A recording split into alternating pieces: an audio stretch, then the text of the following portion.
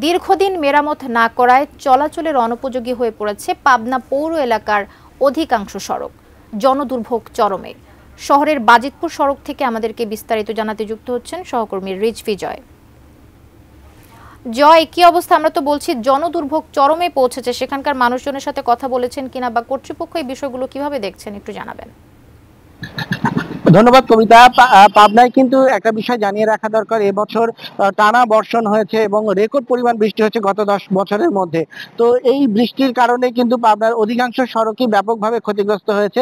তবে এই ক্ষতিগ্রস্ত হওয়ার পর সেই রাস্তাগুলোকে যে সংস্কার কাজ, সেটি কিন্তু তেমন একটা চোখে পড়েনি। বিশেষ করে বিভিন্ন প্রশাসনিক দপ্তরগুলো থেকে জনপ্রতিনিধিরা সরিয়ে দেওয়ার পরে সেখানে প্রশাসনিক কর্মকর্তারা দায়িত্ব নিয়েছেন। দায়িত্ব বুঝে নেওয়ার পর তারা আসলে সার্বিক পরিস্থিতি বুঝে নিতে কিছু সময় গিয়েছে। এ কারণে আসলে অনেক ক্ষেত্রেই এই সংস্কার কাজগুলো করা সম্ভব হয়নি বলে জানিয়েছেন পৌর কর্মকর্তারা।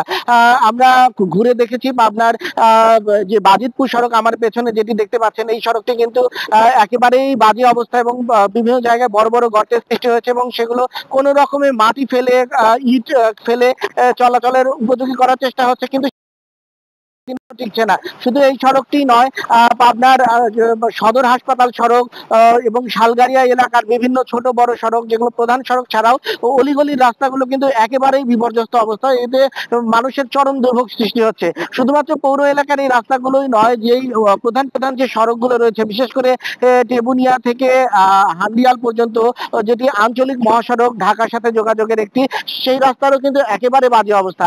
তো এসব ক্ষেত্রে অনেক ক্ষেত্রে কিছু কিছু ক্ষেত্রে টেন্ডার প্রক্রিয়া সম্পন্ন হলেও অনেক ক্ষেত্রে কিন্তু ঠিকাদারেরা ছিলেন না এবং সেই কারণে আসলে কাজে দীর্ঘসূত্রিতার সৃষ্টি হয়েছে। তবে কিছু কিছু রাস্তায় কিন্তু আবার টেন্ডার প্রক্রিয়া শেষে আবারও কাজ শুরু হয়েছে। আমরা কথা বলেছি সড়ক বিভাগ এবং স্থানীয় সরকার বিভাগের সঙ্গে। তারা বলেছেন যে এই বিষয়গুলো সম্পর্কে তারা ওয়াকিবহাল এবং এই যে দাপ্তরিক যে একটা অচলাবস্থা ছিল সেটি কাটিয়ে তারা কিন্তু দ্রুত এই বিষয়গুলো টেন্ডার করে এই সড়কগুলো মেরামতের জন্য উদ্যোগ নিচ্ছেন। এই ছিল আমার কাছে সর্বশেষ খবর।